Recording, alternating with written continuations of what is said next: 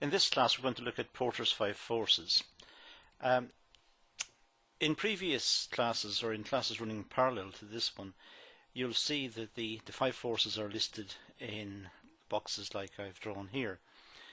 So we can identify the 5 forces of Porter in this schematic representation. The one we're going to look at in this session is product and technology development. In fact, we're going to keep it very simple and just skate over the surface again, just to give you an introduction to this one. And the way I'll do that is to look at the threat of substitutes and look at substitute products in markets. So we'll start from the premise that there are firms in the market producing goods, and there are new firms about to come in, and these new firms will perhaps be based on technology or by looking at new inventions or the adaptation of new inventions to produce the goods, the substitute goods, which will be used in the market. So let's start from there, and let's have a look at the threat of substitutes. We'll assume that the new technology will help producers to produce the substitutes, and that these will be a problem for the existing producers. The problem for the existing producers can be dealt with under various headings. For example, substitutability will enable customers to switch to alternative products if there is a higher perceived benefit or value. Generally speaking, we like, as consumers, we like newness, we like modernity, we like new products.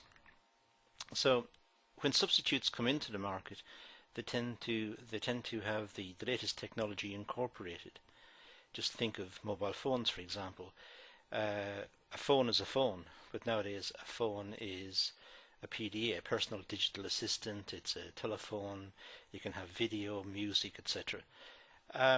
These are all adaptations over time, and as the technology became available, and these substituted for the existing original telephones, mobile phones in the market. So the consumer saw that there was perceived benefit, and therefore the new products became fashionable, became the dominant product in the market.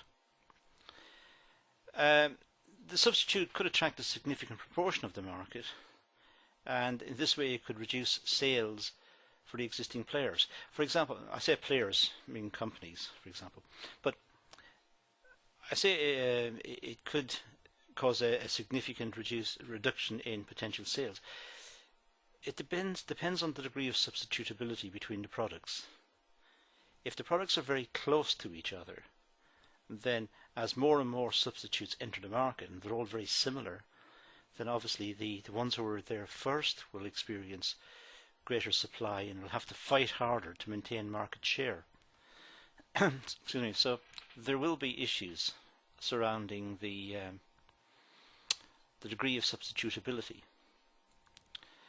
And of course, as more substitutes become available, the individual companies become weaker.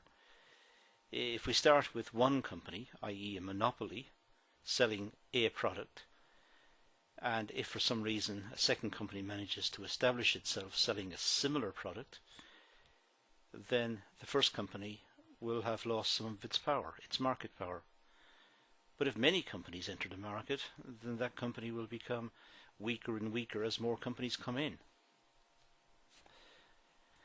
So as substitutes become more available, the demand becomes more elastic, since customers have more alternatives. Now, the term more elastic here applies to elasticity of demand, and there is a separate session on elasticity of demand that you should consult if you're confused about that particular point. The existence of close substitutes represents a strong competitive threat, limiting the price a company can charge and thus its profitability. So the closer the substitutes, the stronger the competition. Mobile phones. A lot of mobile phones have very similar functionality, have very similar apps or applications which can be downloaded that will do similar jobs. Currently, the Apple iPhone is or tends to be a market leader, but Nokia is the biggest phone company apparently, mobile phone company, and it brings out products very similar that can do similar things to Apple. And Apple also tends to copy Nokia, and Samsung copies the others, and they copy Samsung, and so in the end, the consumer is getting very much a similar product. It looks slightly different, and it may be subject to fashion considerations. So the consumer may buy it because it's an accessory. It's a fashion accessory.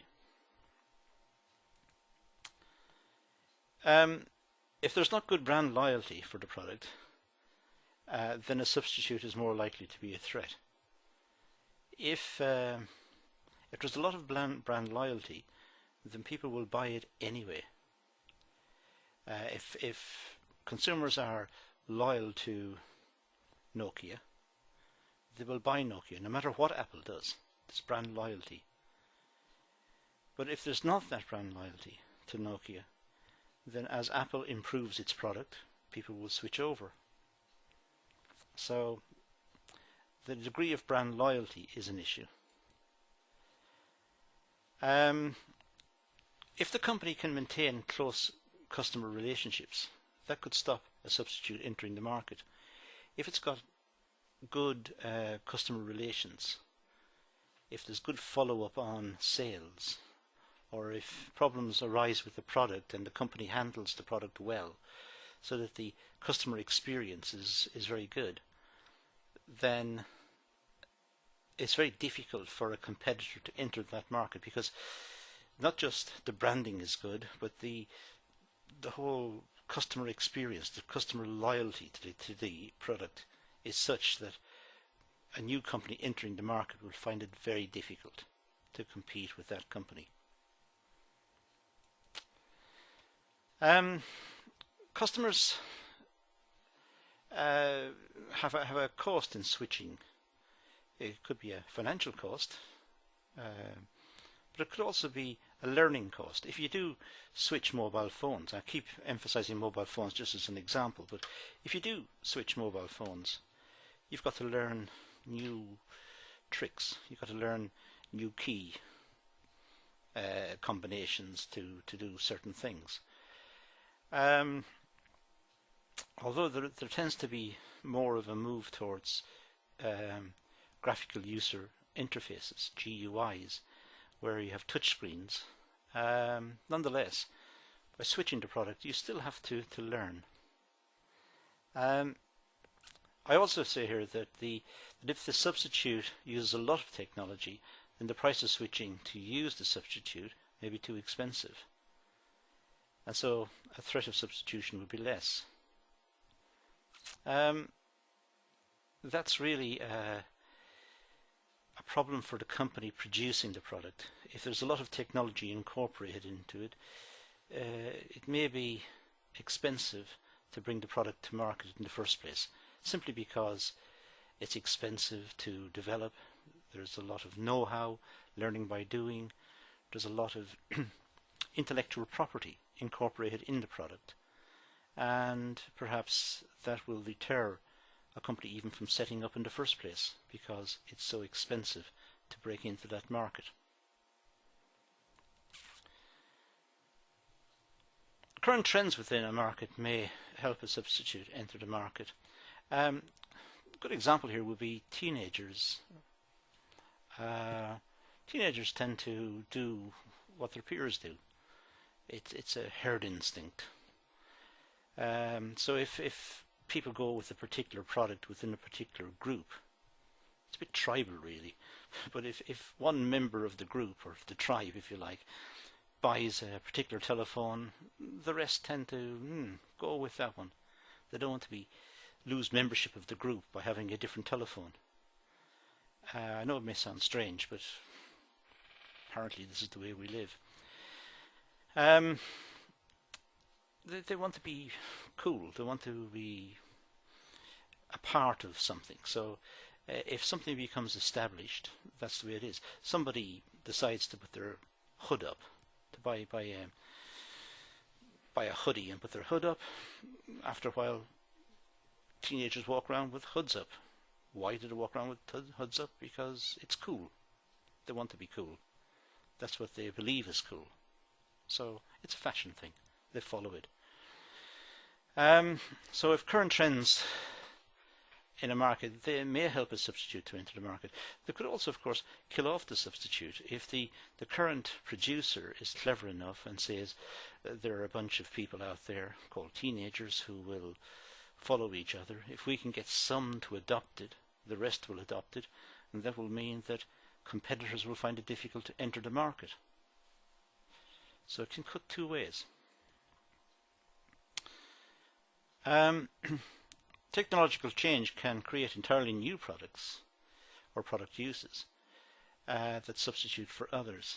As technology changes, I mean, we do see products changing, metamorphosing into something else, into different products. We've seen fairly big and substantial laptops becoming smaller and smaller. Now we've netbooks, which are dedicated just to surfing the net. So there seems to be niche developments. Products are developed according to perceived niches. So depending on technology and the pace of technological change, new products can enter the market which can substitute for existing products or could actually carve out a new part of the market. So perhaps some people will still have laptops, fairly big, substantial laptops, to do lots of heavy processing and have a netbook just to carry around with them to go online. There are other examples. For example, MP3s, they've replaced DVDs, well, CDs probably, which have replaced tapes, which have replaced vinyl. So we can see that there are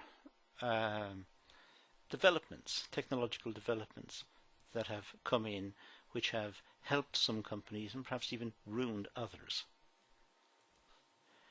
So that really is the arrows pointing in the direction of the backwards direction, heading back towards the vinyl, old records from the past.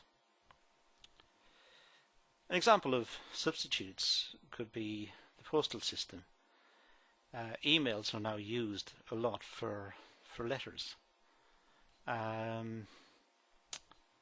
We still need a postal system because we need packages delivered. Once it's got a physical component, we still need it.